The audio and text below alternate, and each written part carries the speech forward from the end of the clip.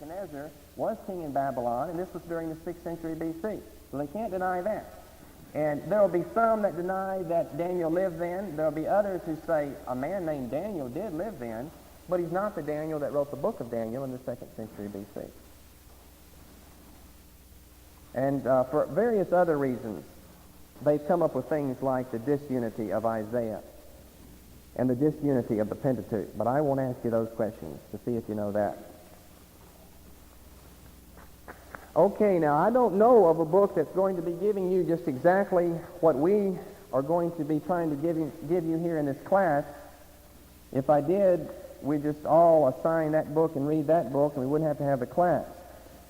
But these three books, basically, that I've mentioned here are going to contain things that are detail that we won't be getting into, that you might want to look at yourself. But remember, there's not going to be one book that says everything just right. I mean, you can take these three men here. They don't believe in the baptism of the Holy Spirit, not as a subsequent experience of salvation that is evidenced by the fact that one speaks in other tongues. So you don't want to read their writings on speaking in tongues, because they're going to explain that away. But where they know something in the Old Testament, then for the most part, they're going to be reliable. Now, what exactly is Old Testament introduction? Old Testament introduction is the following. It is the biblical study of all preliminary topics in preparation for the study and interpretation of the Old Testament and its theology.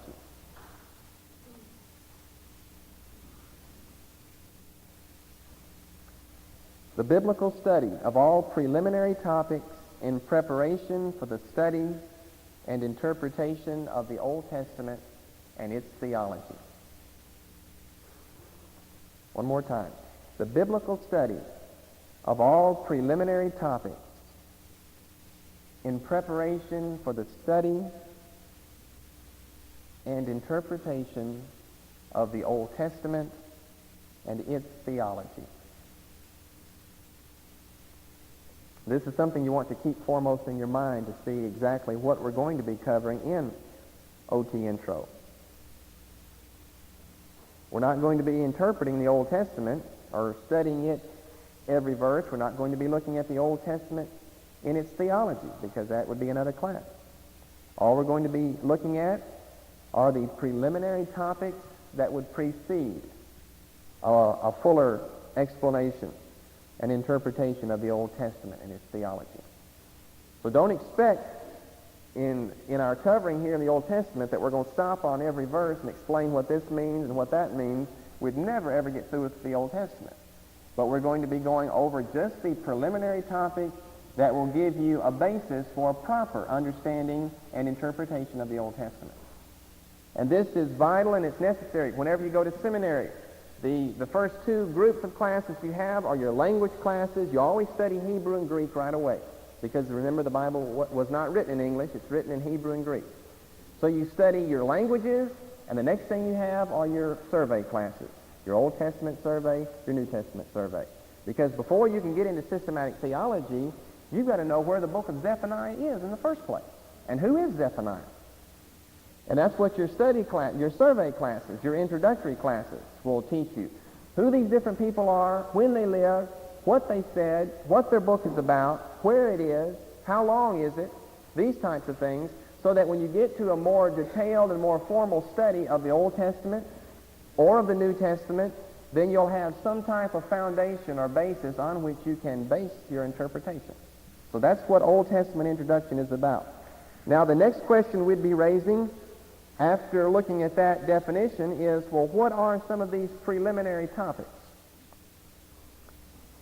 If OT Intro is the study of all the preliminary topics that would necessarily precede a study of the Old Testament and its theology, then what are some of these preliminary topics? First of all, we'll be looking at the authorship of each book.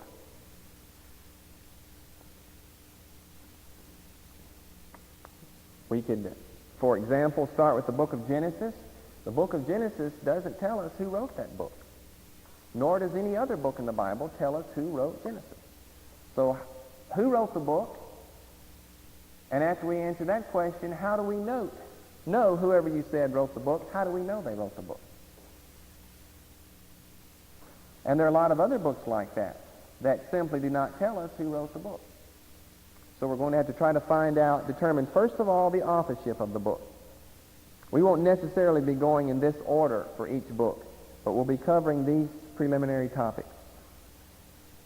Secondly, we'll be looking at the date of composition, when the book was written, because this is going to have a major influence on exactly how the book is to be interpreted.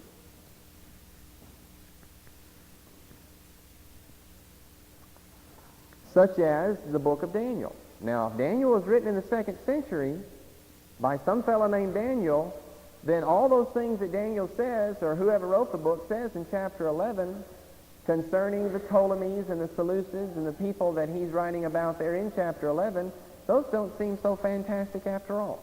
Because after all, he's an eyewitness of what's going on there. He's simply writing down. Now, if we can go back and date that book 400 years prior to that, then that's going to show us a lot more about what God is trying to get across in that particular book. Because we see it being something that's fulfilled 400 years after Daniel's writing it. And of course, we know that much of Daniel's not even been fulfilled today. But basically, your first 3/4 of chapter 11 of Daniel have already been fulfilled. But that was fulfilled back in the 2nd century, BC. Okay, another thing we'll be looking at, as far as the preliminary topic goes, is a chronology of events. A chronology of events.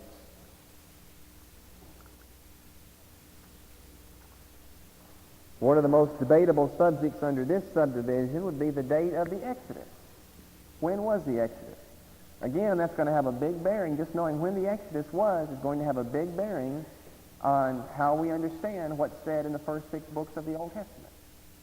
Now, conservatives date it in the 15th century BC, but the liberals date it in the 13th century BC. Another question concerns the beginning of the world. Now, was the earth made 10,000 years ago, or was it made 10 billion years ago? That, again, is going to have a big influence on our understanding of the Bible, to find out these things that God is writing in those first few chapters of Genesis, or Genesis chapter 1 and 2 we could start with. Did they take place 10,000 years ago or 10 million years ago? Was God actually talking to one literal man whose name was Adam? Or did that Hebrew word just stand for mankind in general, and it really wasn't mankind yet, it was sub-mankind that had evolved from apes? Was that who God was conversing with there?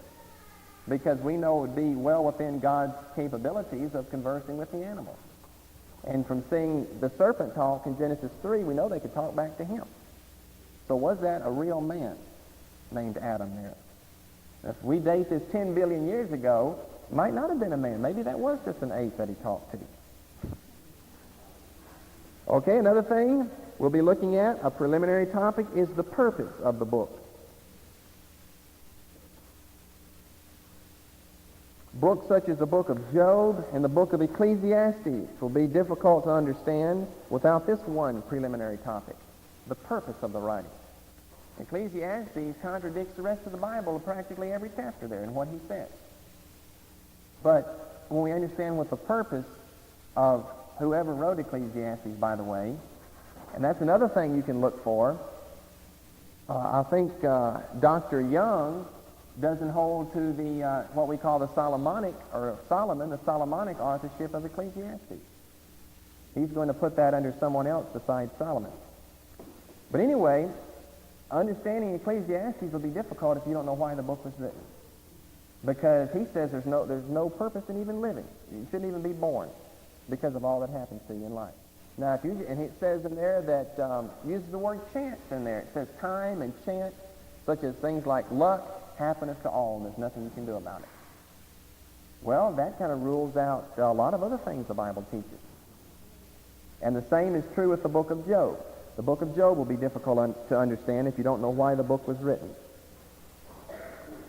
Fifthly, we'll look at an outline of the book's contents.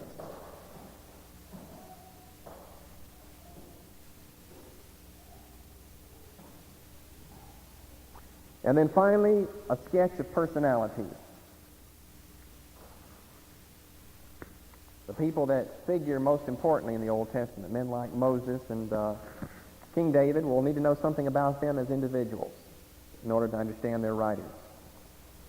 That's finally a sketch of personalities. Now, in conclusion, we want to look at the scope of the Old Testament and Old Testament introduction. Just to show you how broad this scope is of the whole Old Testament and trying to deal with it in a class like this.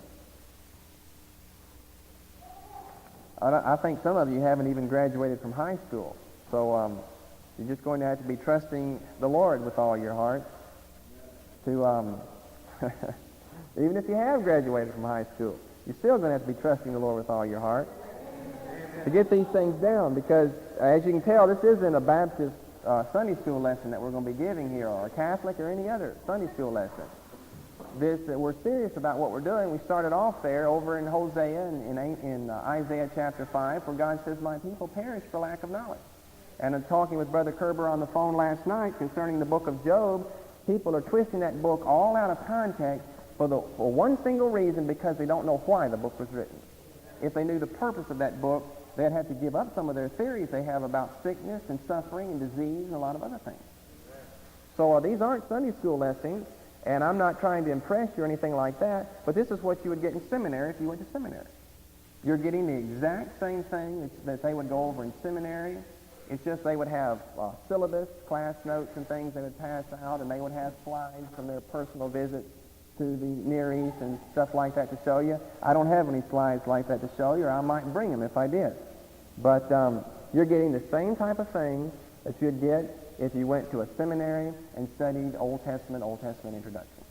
It's the same thing that you'd be getting there. Okay, the scope of Old Testament introduction.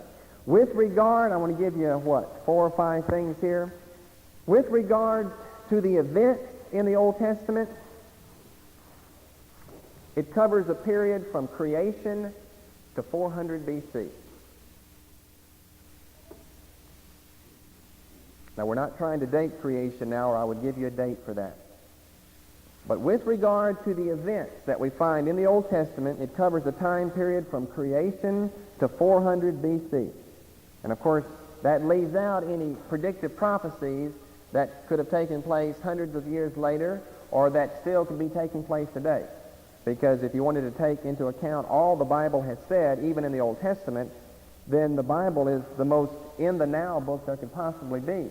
Because it is the only true source of revelation concerning what took place before Genesis 1:1. What took place before then? God. That was all that took place before then, God. The only place you'll know that is in the Bible. And what's going to take place after Revelation 22:21? God. That's what's going to take place after that. So it really covers, all of time and then some. Because remember, time's a created thing, and it's going to end over there in the eternal state. And once you step out of time, we'll be going into eternity, which will never have a beginning, and it will never have an ending. It'll have a beginning for us, but not for God. Eternity's always been here. So just regarding the events that it records there, it covers a period from creation to 400 B.C., which, without trying to date creation, you can tell is going to be several thousands of years right there. With regard to the date of the book, now this is something different. With regard to the date of the books, it covers a period from 1400 to 400 B.C. These are approximations. From 1400 to 400 B.C., in other words, 1,000 years.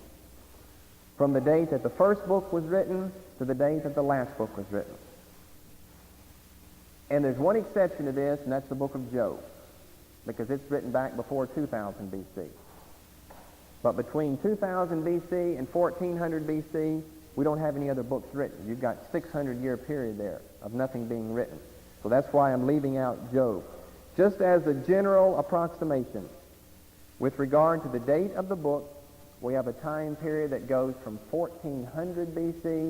to 400 B.C., with the exception of Job. Or as one brother called him, Job.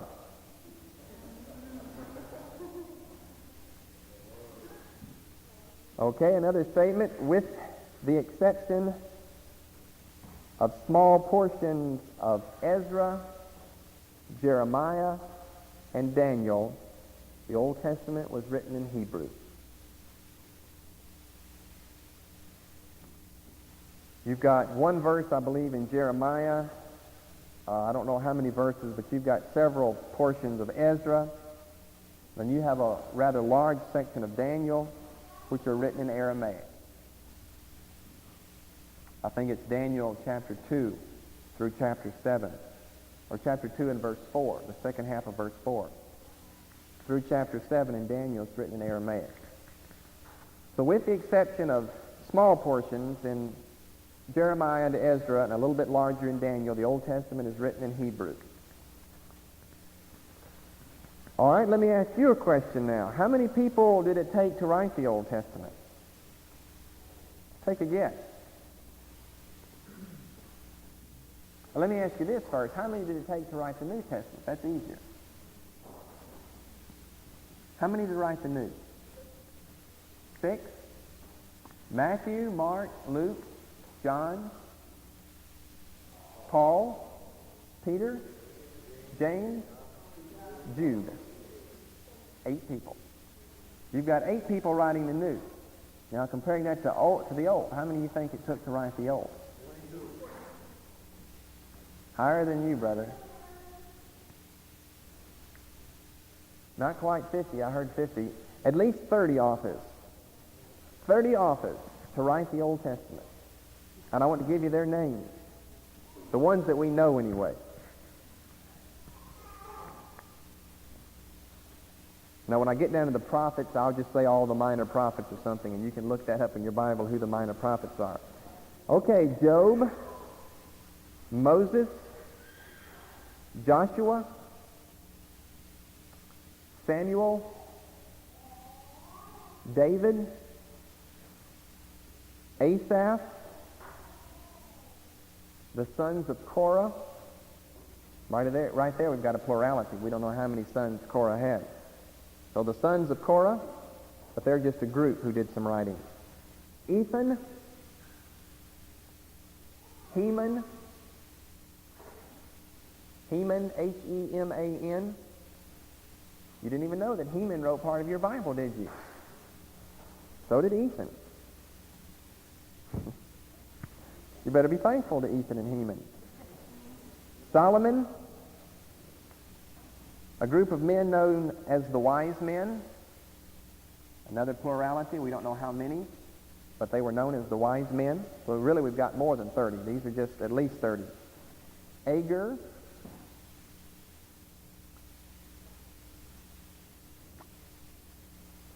then your major prophets, your minor prophets, which would give you 15 more there. You've got 3 major prophets, and you've got, of course, the 12 minor prophets. Now, things like this, friend, will just become that fast to you. Your 3 major prophets, your 12 minor prophets, you'll begin to know them just like that, or how many there are. So that gives you another 15 there.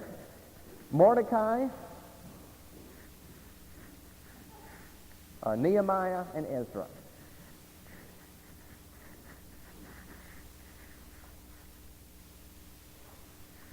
Okay, did you get all those fellas? No women, just men writing the Old Testament, no women writing the New, just men. Now, we want to close with this over in Psalm chapter 14, verses 2 and 3. Here we have the central message of the Old Testament. That's why God has given us the Old Testament. Because of this central message in Psalm 14, found pretty much in the center of the Old Testament. In Psalm 14, verses 2 and 3, and it has a more complete counterpart found over in Romans 3, verses 9 through 26.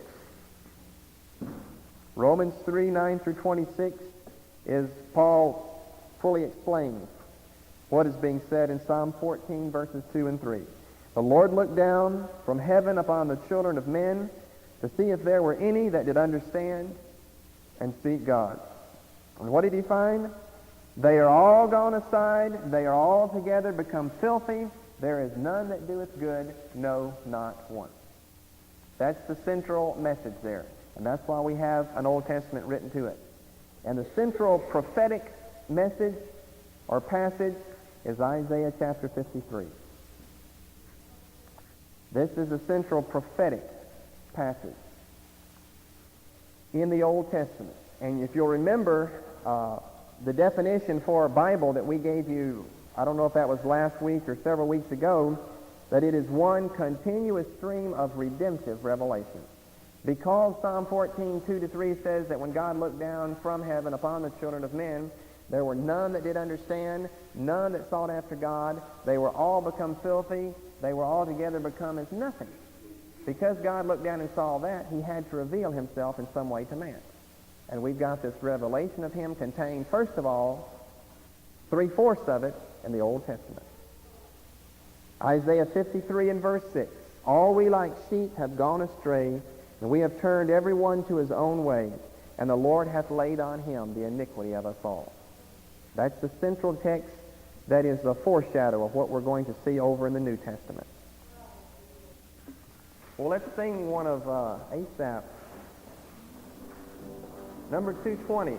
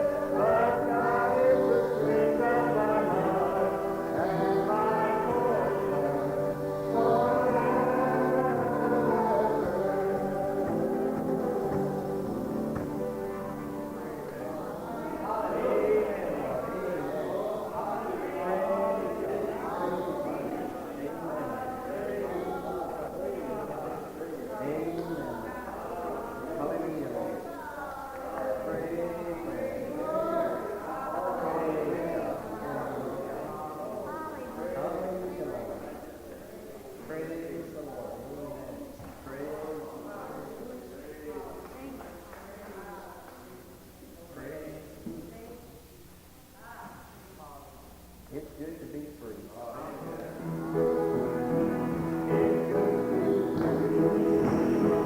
It's good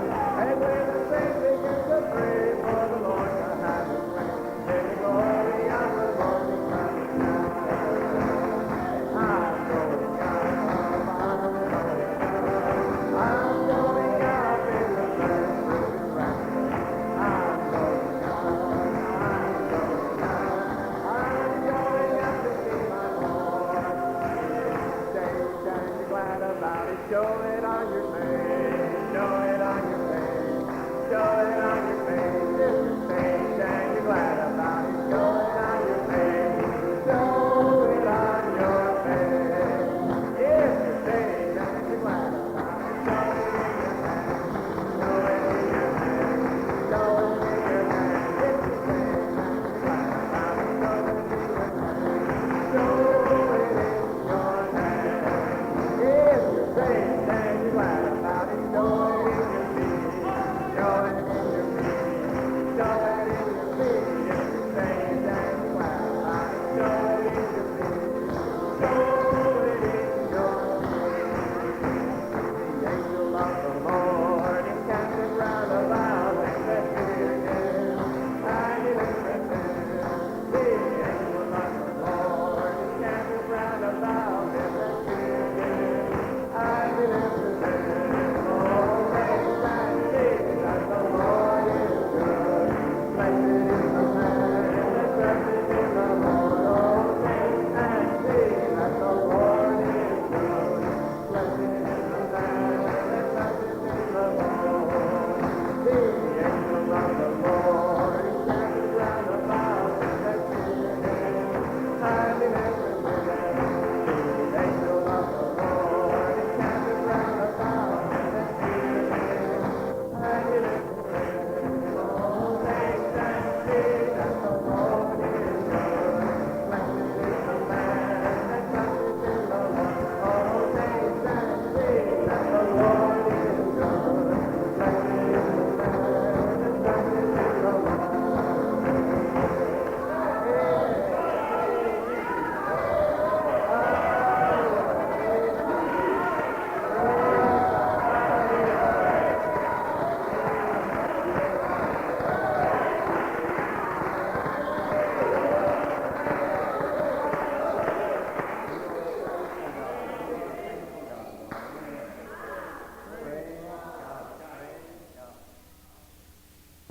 Isn't it grand to be a Christian? Isn't it grand? Isn't it grand to be a Christian? Isn't it grand? Oh, isn't it grand to be a Christian? Monday, Tuesday, Wednesday, Thursday, Friday, Saturday, all day Sunday. Isn't it grand? Holy Ghost. Isn't it grand to have the Holy Ghost? Isn't it grand? Isn't it grand to have the Holy Ghost? Isn't it grand? Oh, isn't it grand to have the Holy Ghost? Monday, Tuesday, Wednesday, Thursday, Friday, Saturday, all day Sunday. Speak in tongues. Isn't it grand to speak in tongues? Isn't it grand? Isn't it grand to speak in tongues? Isn't it grand? Oh, isn't it grand to speak in tongues? Monday, Tuesday, Wednesday, Thursday, Friday, Saturday, all day Sunday. Isn't it grand to be delivered? Isn't it grand to be delivered? Isn't it grand? Isn't it grand to be delivered? Isn't it grand? Oh, isn't it grand to be delivered? Monday, Tuesday, Wednesday, Thursday, Friday, Saturday, all day Sunday. Isn't it grand? Walk in healing. Isn't it grand to walk in healing? Isn't it grand? Isn't it grand to walk in healing? Isn't it grand? Oh, isn't it grand to walk in healing? Monday, Tuesday, Wednesday, Thursday, Friday, Saturday, all day Sunday. Isn't it grand? Love your neighbor. Isn't it grand to love your neighbor? Isn't it grand? Isn't it grand to love your neighbor? Isn't it grand? Isn't it grand to love your neighbor? Monday, Tuesday, Wednesday, Thursday, Friday, Saturday, all day Sunday. Isn't it grand? Isn't it grand to be a Christian? Isn't it grand? Isn't it grand to be a Christian? Isn't it grand? Oh, isn't it grand to be a Christian? Monday, Tuesday, Wednesday, Thursday, Friday, Saturday, all day Sunday. Isn't it grand? Hallelujah! Praise God! Hallelujah!